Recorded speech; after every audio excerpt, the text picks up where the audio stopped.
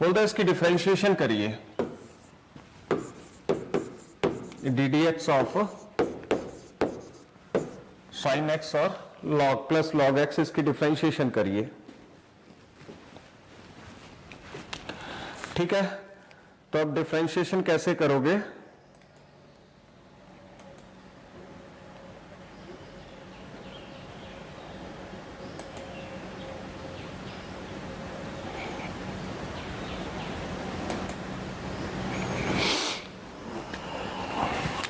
पहले आप क्या करेंगे, फर्स्ट फंक्शन इसकी differentiation plus d d x of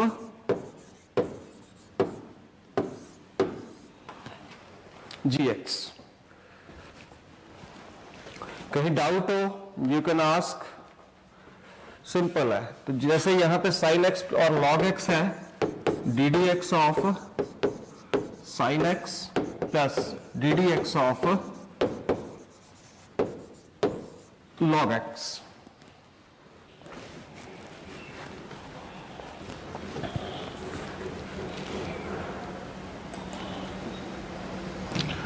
clear है? सभी स्टूडेंट्स अपने कैमरास ऑन रखें बेटे। एवरीवन।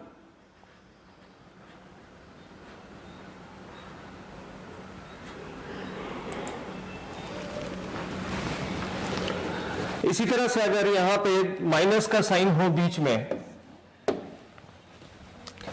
प्लस की जगह कौन सा साइन हो, माइनस हो, तो यहां पे क्या आ जाएगा, माइनस आ जाएगा। यहां माइनस हो तो यहां क्या आ जाएगा, माइनस आ जाएगा। You will write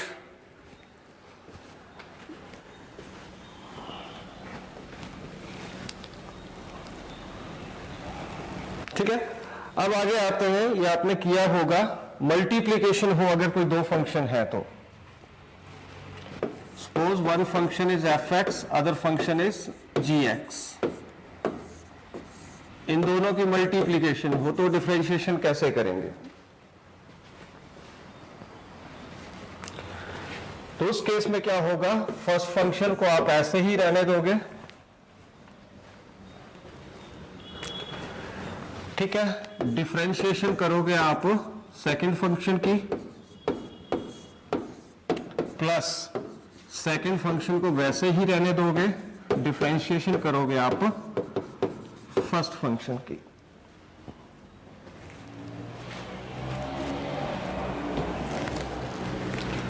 clear?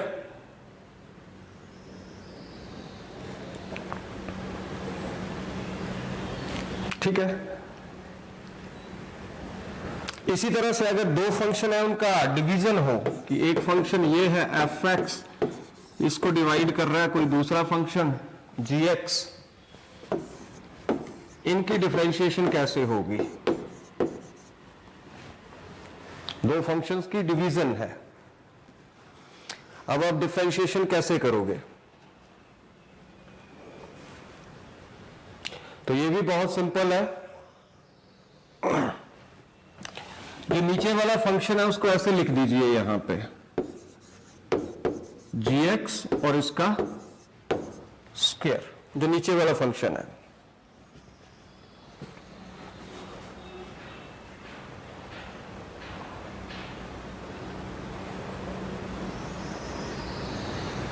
ठीक है।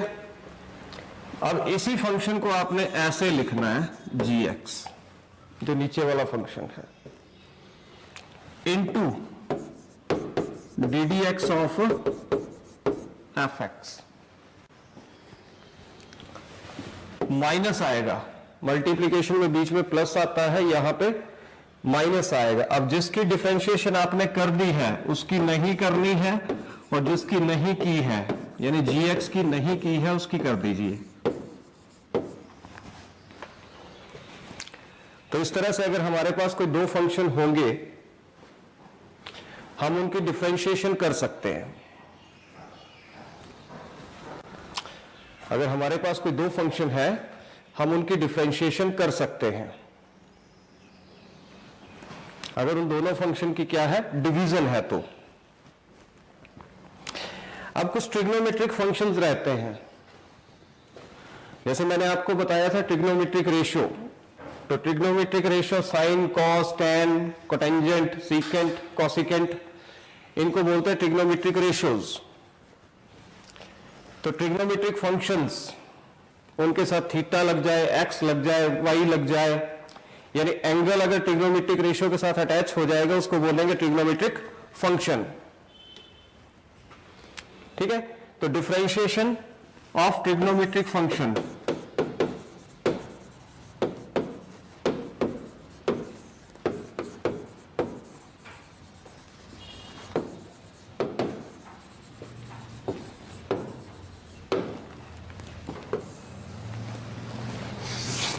क्या होगी?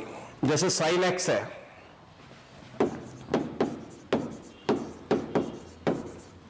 याद रखना है ये कॉस एक्स होता है।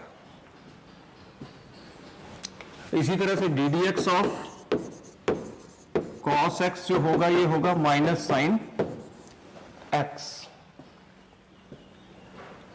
इसी तरह से D d x of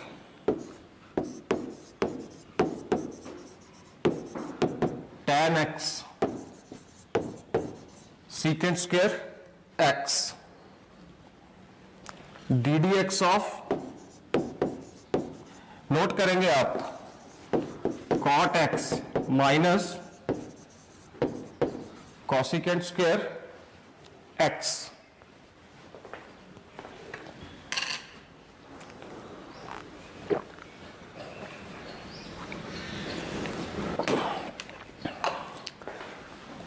You will note down.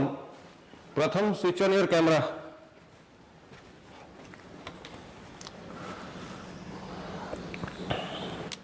ddx of secant x.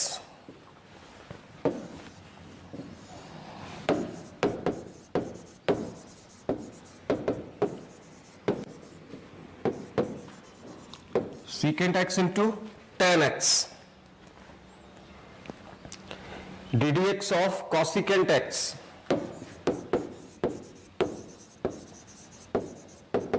minus cosecant x into cot x।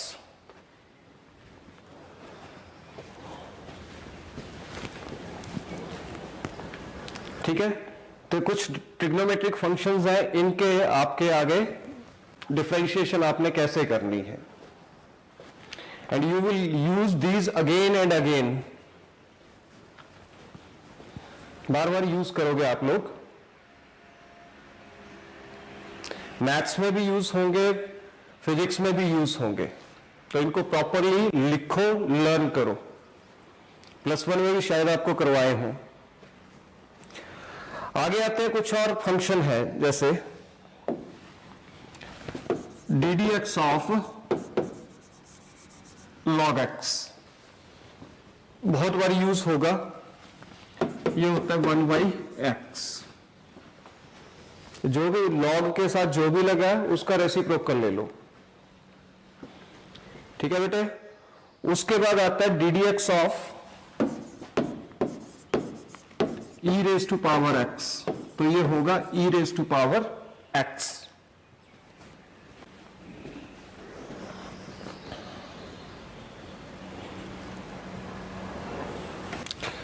ddx of a raised to power x, ये आएगा a raised to power x into log a।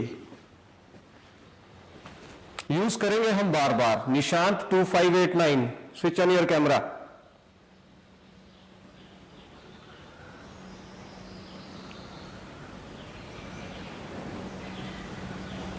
ठीक है, सबसे important formula d d x of x raise to power n,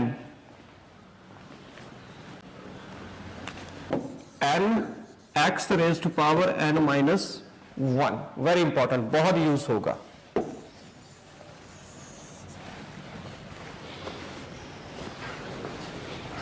बहुत जगह use होगा ये। जैसे x square d d x of x square, तो 2 n की जगह 2 है into x raise to power 2 minus 1, तो ये आएगा 2x raise to power 1 2 x, d d x of x raise to power 4 तो आएगा 4 into x raise to 4 minus 1 4x cube.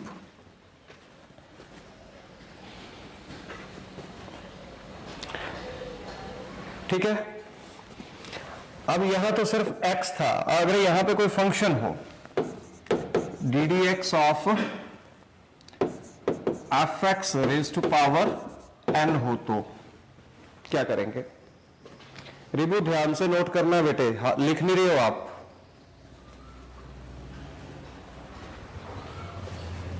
मैं बोर्ड पे लिख रहा हूं तो आप भी पैरेलल लिखिए।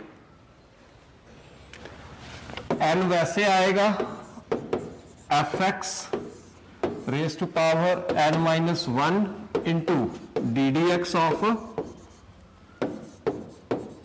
F x. फॉर एग्जाम्पल बोलता है d d x of log x raise to power 5 find out करिए, तो 5 log x raise to 5 minus 1 into d d x of log x, और d d x of log x हमने निकाला था तो ये क्या आ गया 5 log x raise to power 4 और log x का डिफरेंशिएशन क्या था 1 बाई एक्स। तो इस तरह से हम कैलकुलेट करेंगे।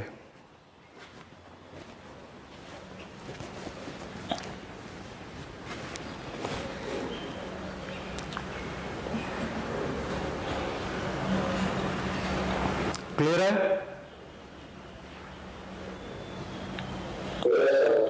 Yes sir. अब नेक्स्ट है इंटीग्रेशन।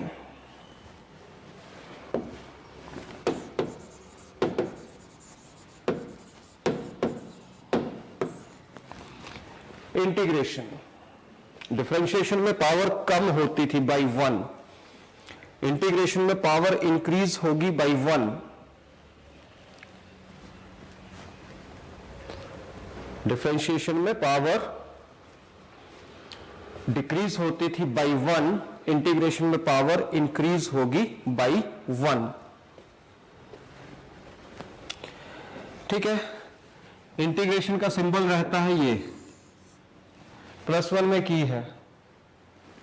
ठीक है, जिस भी फंक्शन की करनी है वो function with respect to x, तो इसको रीड कैसे करेंगे? Integration of function f x with respect to x.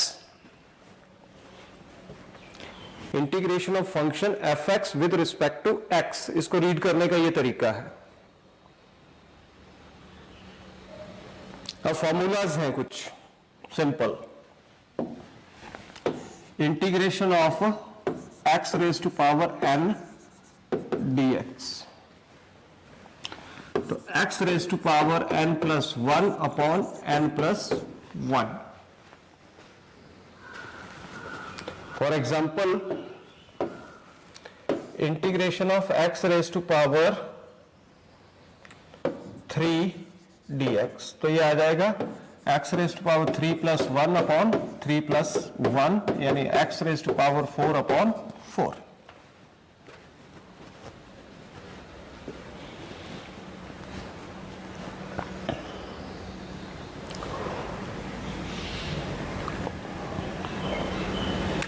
ठीक है, इसी तरह से इंटीग्रेशन किसकी 1 की,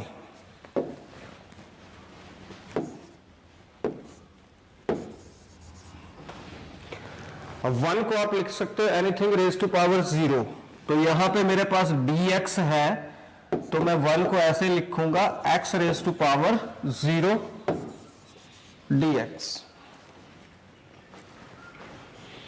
1 को लिखूंगा x raise to power 0 dx। ठीक है, तो यहां से क्या आ जाएगा, वही फॉर्मूला यूज करेंगे, x raise to power n plus 1 upon, तो n की जगह क्या है 0 है, तो x raise to power 0 plus 1 upon 0 plus 1 x raise to power 1 upon 1 is equal to x। तो 1 की इंटीग्रेशन क्या हो गई x, अगर विद रिस्पेक्ट टू x है तो x होगी, विद रिस्पेक्ट टू y है, विद रिस्पेक्ट टू y होगा तो y आएगी, विद रिस्पेक्ट टू n होगा तो n आएगी, विद रिस्पेक्ट टू एनीथिंग तो वही आएगी।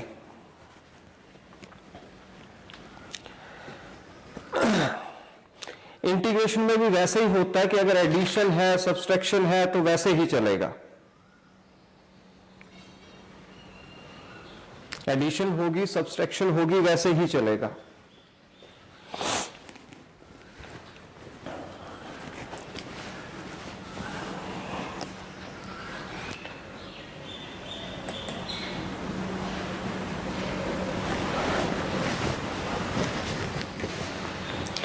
ठीक है, आगे देखते हैं। अगर दो फंक्शंस का सम है,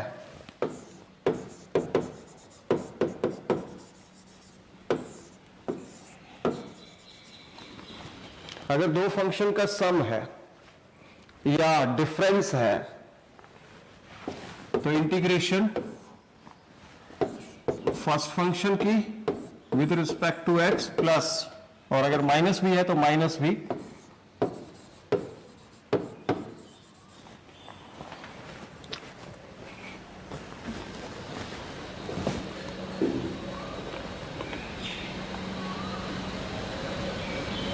क्लियर। इसी तरह से अगर कोई फंक्शन है जिसके साथ कांस्टेंट मल्टीप्लाइड है, मान लो 3 कांस्टेंट है, बोलता है इसकी इंटीग्रेशन निकाल लिए, जैसे for example 3 log x dx suppose. तो अब कांस्टेंट जो होता है उसको ना इंटीग्रेशन साइन से हम बाहर ले लेते हैं और फिर इंटीग्रेशन कर देते हैं। कांस्टेंट को इंटीग्रेशन साइन से बाहर लिया और फिर हम उसकी इंटीग्रेशन कर देते हैं।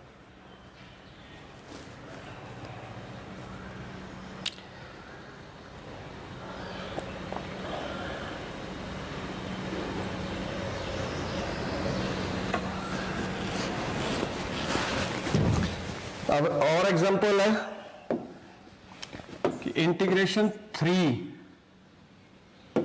Plus fx dx, 3 plus fx dx, इसकी इंटीग्रेशन। तो इसके इंटीग्रेशन कैसे करेंगे? Integration 3 dx plus fx dx, अलग अलग करेंगे इनकी। 3 की तो आ जाएगी 3x, 1 की थी x तो 3 की क्या होगी 3x, 10 होता तो 10x, और fx की जो भी फंक्शन होगा उसके अकॉर्डिंगली उसकी इंटीग्रेशन आ जाएगी।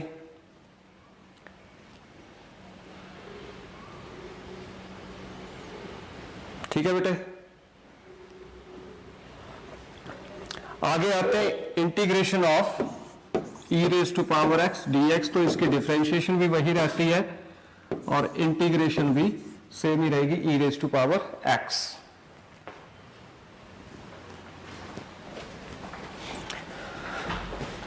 ठीक है, ट्रिग्नोमेट्रिक फंक्शंस हैं, उनकी इंटीग्रेशन देख लेते हैं।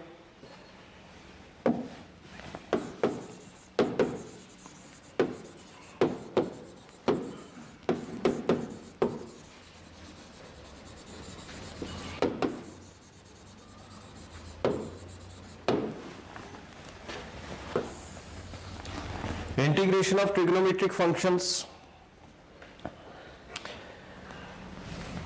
इंटीग्रेशन ऑफ साइन एक्स ये होगा, साथ में dx जरूर लगाना, ये होगा माइनस कॉस एक्स। डिफरेंशिएशन से उल्टा, डिफरेंशिएशन साइन एक्स की थी cos x, integration sine x की होगी माइनस कॉस एक्स। ठीक है, integration of sine A x dx, x के साथ a लग गया तो ये आएगा minus cos A x upon A, minus cos A x upon A.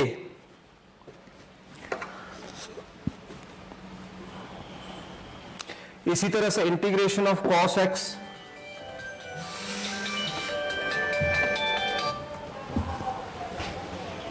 Integration of cos x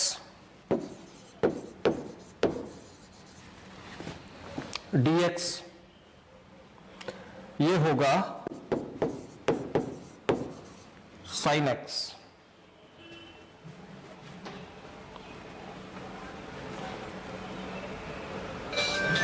integration of secant square x,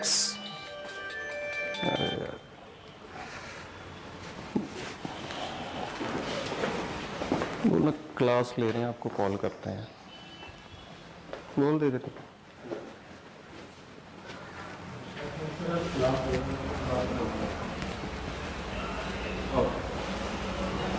ठीक है, उसके बाद आता है हमारे पास secant स्क्वायर x, इसकी integration of secant square x dx, ये आएगी tan x। इसी तरह से integration of cosecant square x,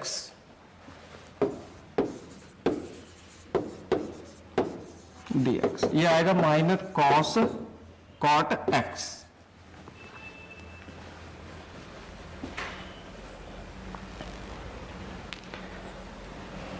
ठीक है, integration of secant x into tan x,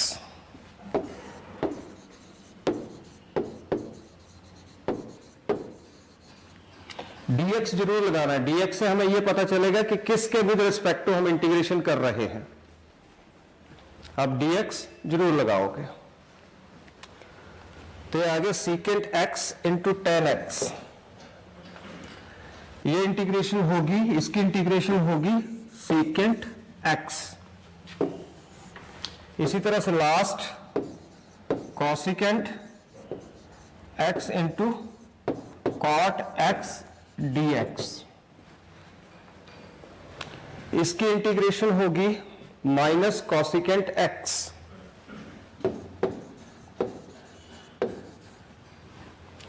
तो these are the integrations of trigonometric function. तो आज हमने इंटीग्रेशन ट्रिग्नोमेट्रिक फंक्शंस की देखी। ठीक है, अब हम स्टार्ट करेंगे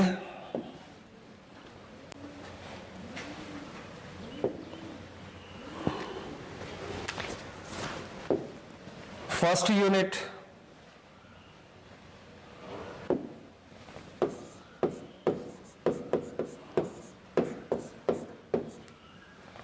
यूनिट 1, जिसको बोलते हैं electrostatics.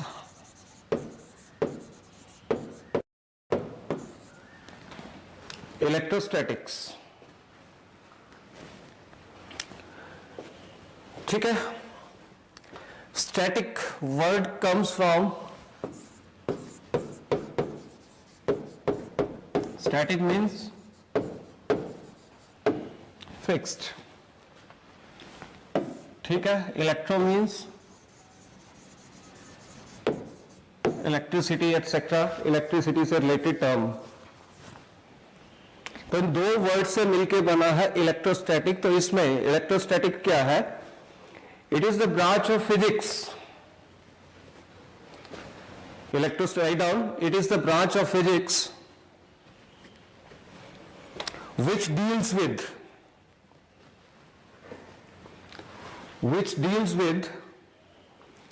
study of charges at rest.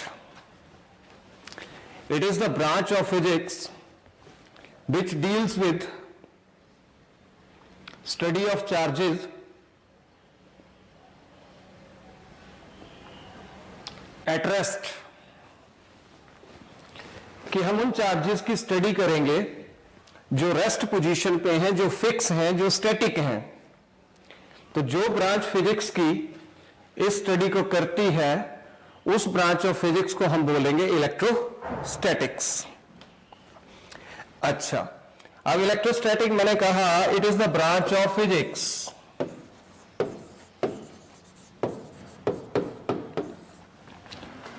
तो फिजिक्स की डेफिनेशन भी लिख लेते हैं, वैसे +1 में करवाई थी आपको। What is physics? What is physics?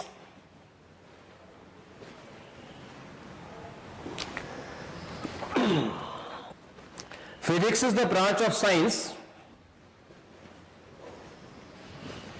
Write down. Physics is the branch of science which deals with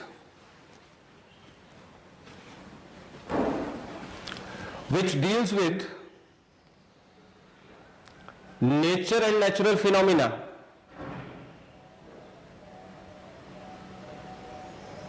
Which deals with nature and natural phenomena. तो ये तो दो डेफिनेशंस होगी. फिजिक्स की ब्रांच है इलेक्ट्रोस्टैटिक. ओके, तो यू नो कोई भी मटेरियल है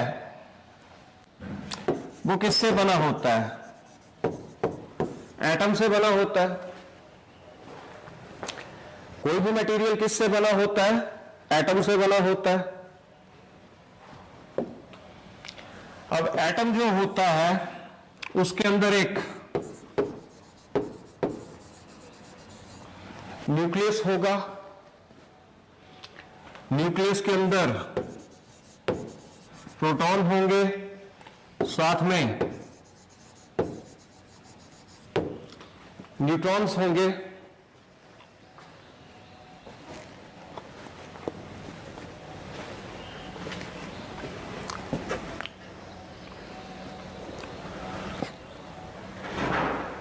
ठीक है.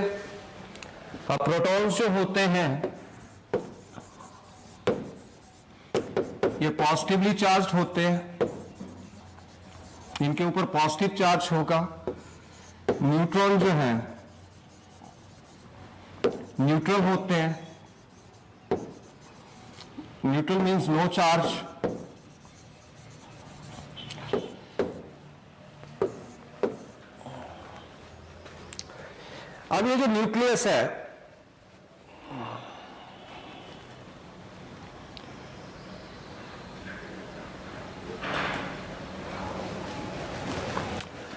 अब ये जो न्यूक्लियस है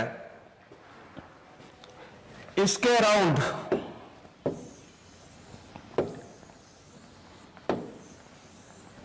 ऑर्बिट्स होंगे जिनको आप शेल्स भी बोलते हो. ठीक है. K shell, L shell, M shell. Energy shells की डिफरेंट होती है. इन शेल्स के अंदर कौन रिवॉल्व करते हैं? इलेक्ट्रॉन्स रिवॉल्व करते हैं.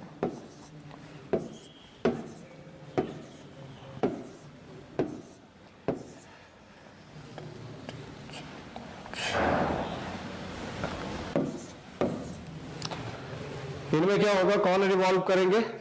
इलेक्ट्रॉन्स रिवॉल्व करते. That depends upon atom. Atom का एटॉमिक नंबर कितना है और उसमें कितने प्रोटॉन हैं. जितने प्रोटॉन होंगे उतने ही इलेक्ट्रॉन्स होंगे. Number of is equal to number of electrons. Number of protons is equal to number of electrons.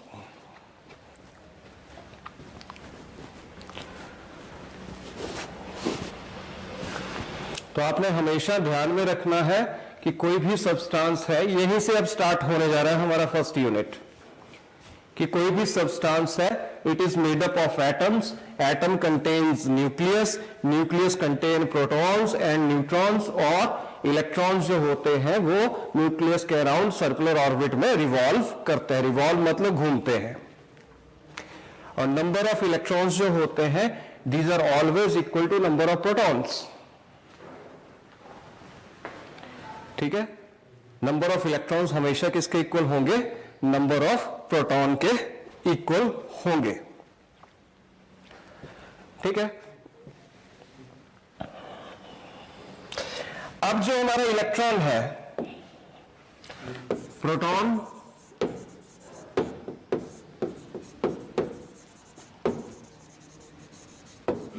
Positively charged, electron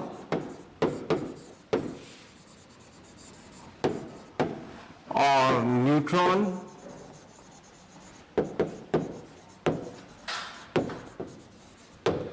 neutron क्या होते हैं? न्यूट्रल होते हैं.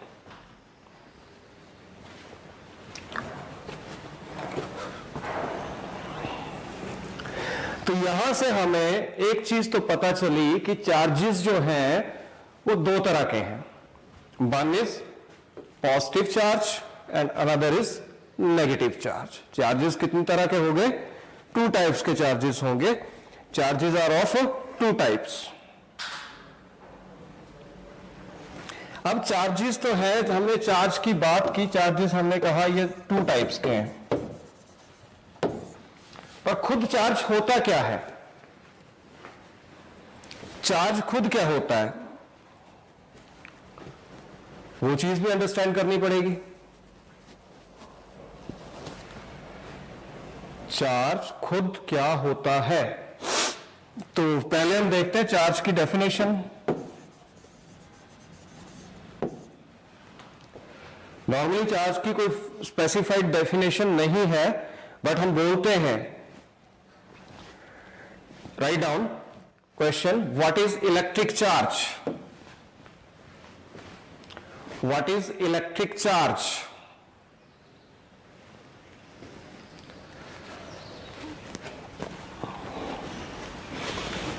It is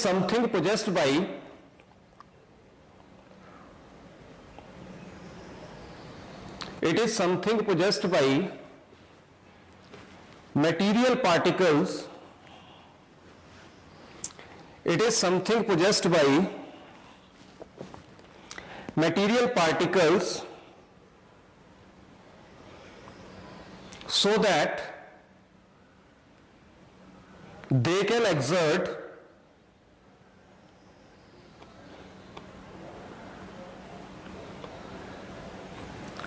electric force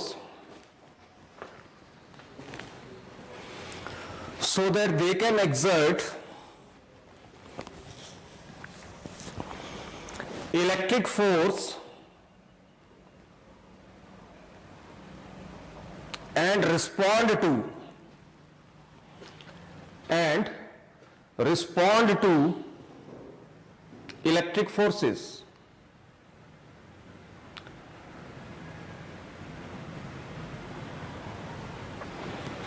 And respond to electric forces.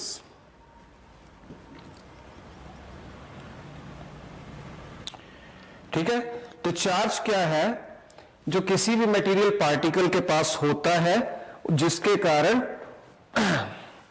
वो charge जो है वो electric forces को रिस्पॉन्ड करता है या इलेक्ट्रिक फोर्सेस एक्सर्ट करता है। एक्सर्ट करना मीन्स अप्लाई करना।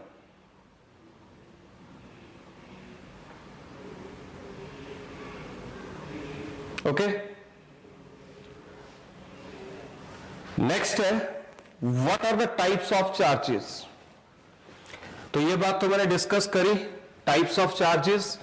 One is positively charged, positive charge, और other is negative charge. Positive charge किसके पास होता है? प्रोटॉन्स के पास होता है। नेगेटिव चार्ज किसके पास होगा? इलेक्ट्रॉन्स के पास होगा।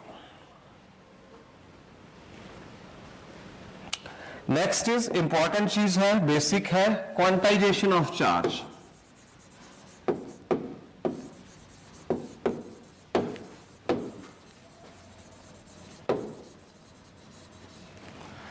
Quantization of electric charge.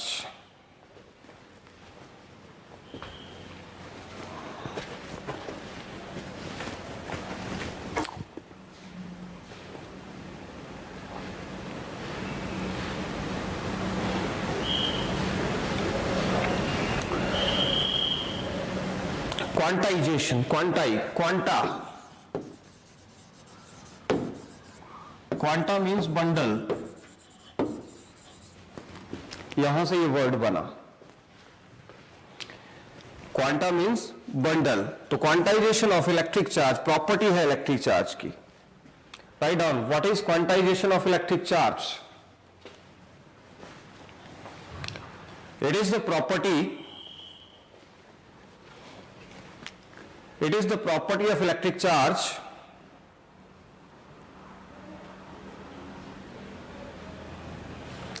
due to which all the free charges due to which all the free charges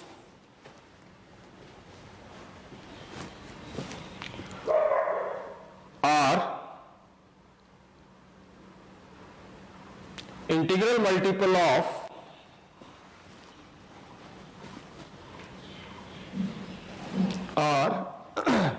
integral multiple of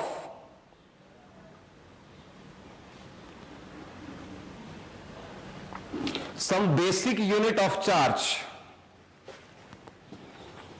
integral multiple of some basic unit of charge,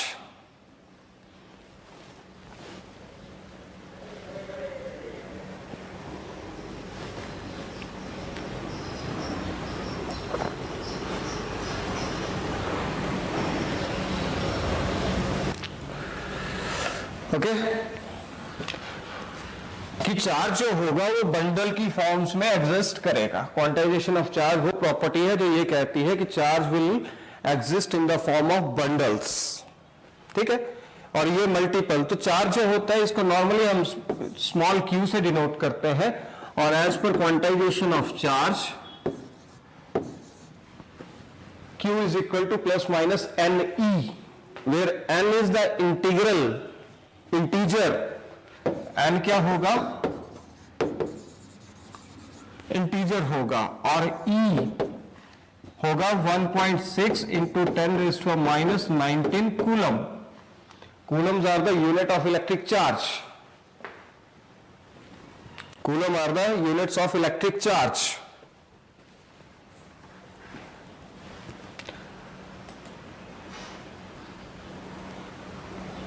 आप साथ में note करेंगे।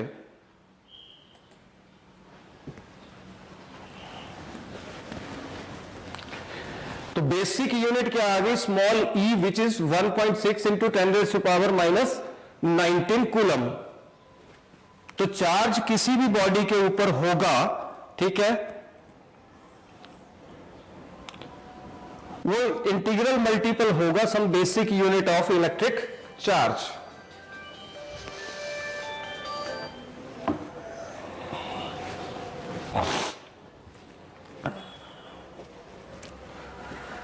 ठीक है, आगे चलते हैं। ये क्वांटाइजेशन ऑफ चार्ज होता क्या, व्हाट इज द, लिखिए, write down question, cause of quantization of charge. What is the cause of quantization of electric charge?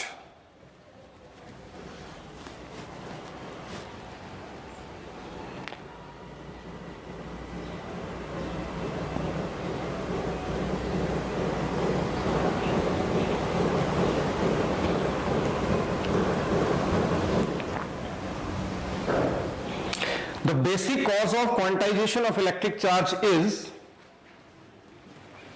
the basic cause of quantization of electric charge is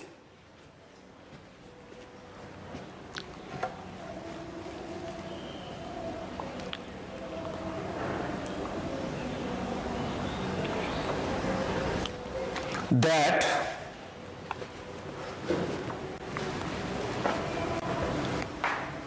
only integral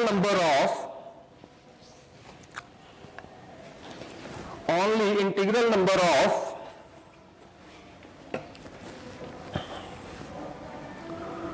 electrons can be transferred,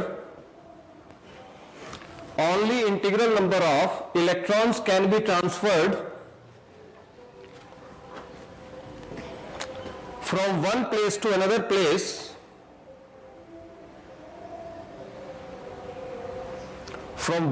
to another place on rubbing.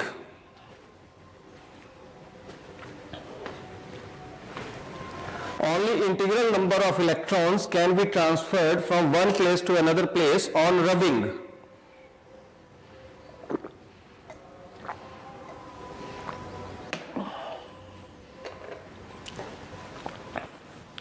जैसे हम किन्हीं दो चीजों को रब करेंगे, suppose आप एक एग्जांपल ले लो, आपके पास एक कॉम्ब है, कंघी, आप उसको ड्राई एयर से रब करो,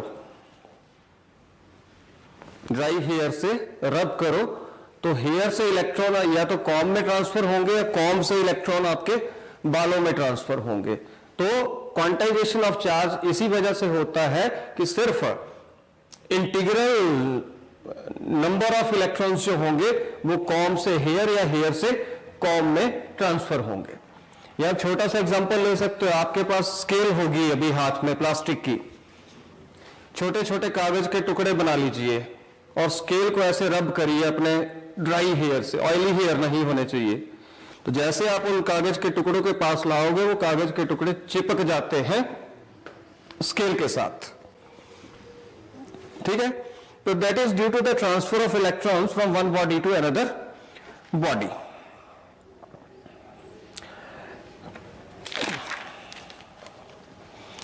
अगली प्रॉपर्टी है additivity of charge.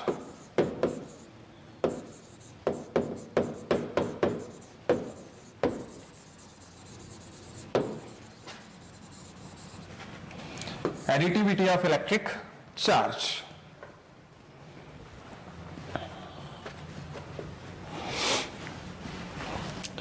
It is the property of electric charge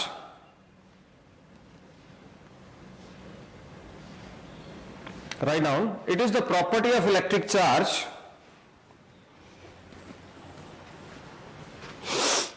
by which total charge on a system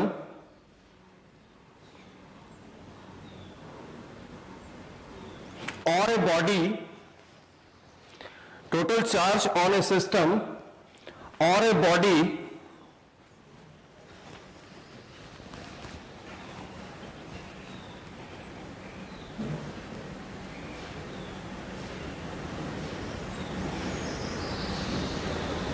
can be obtained by adding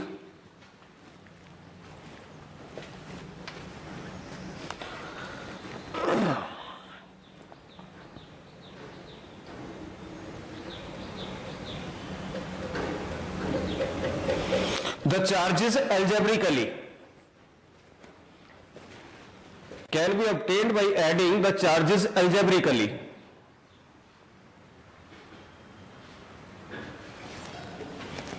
algebra के लॉ अप्लाई करेंगे to add the charges. To add the charges algebraically present anywhere on the body, present anywhere on the body।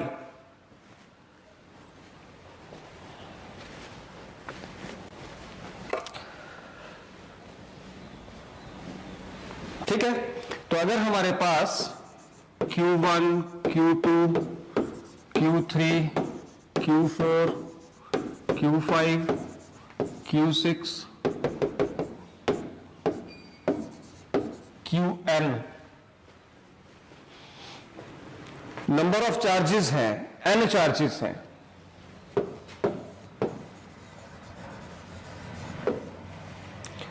तो उस body के ऊपर total charge जो होगा, कोई भी चीज ले लो, उसके ऊपर टोटल चार्ज जो होगा वो इन सभी का सम होगा।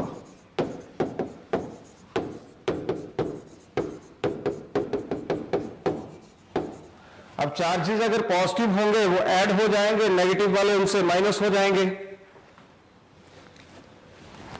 पॉजिटिव वाले ऐड हो जाएंगे, नेगेटिव वाले माइनस हो जाएंगे।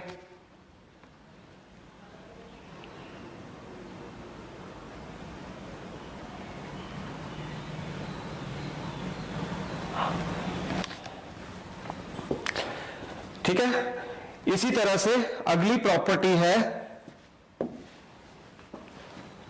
Conservation of charge.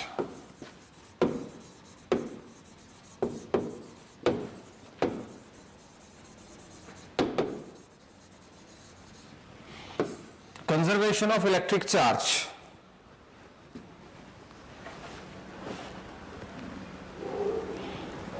According to this property,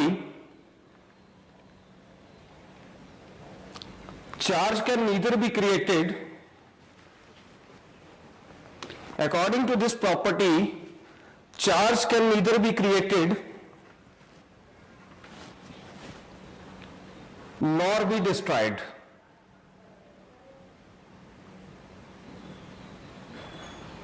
According to this property, charge can neither be created nor be destroyed. इसको आप और फॉर्म में भी लिख सकते हो. It is the property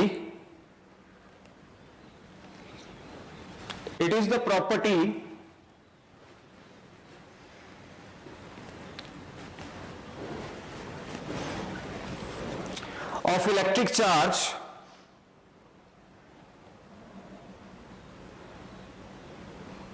by virtue of which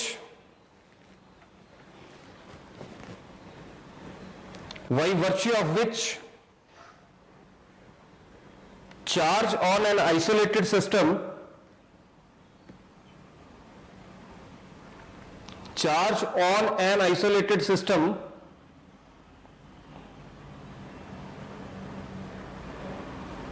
always remains constant.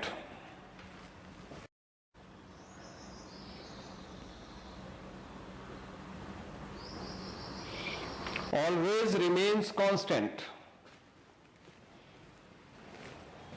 जैसे conservation of energy पढ़ा, कंजर्वेशन ऑफ मोमेंटम पढ़ा, वैसे ही कंजर्वेशन ऑफ चार्ज है कि किसी भी सिस्टम के ऊपर कोई चार्ज होगा, ठीक है, वो हमेशा क्या रहेगा, कांस्टेंट रहेगा. वो charge can neither be created nor be destroyed. तो आज के लिए इतना ही.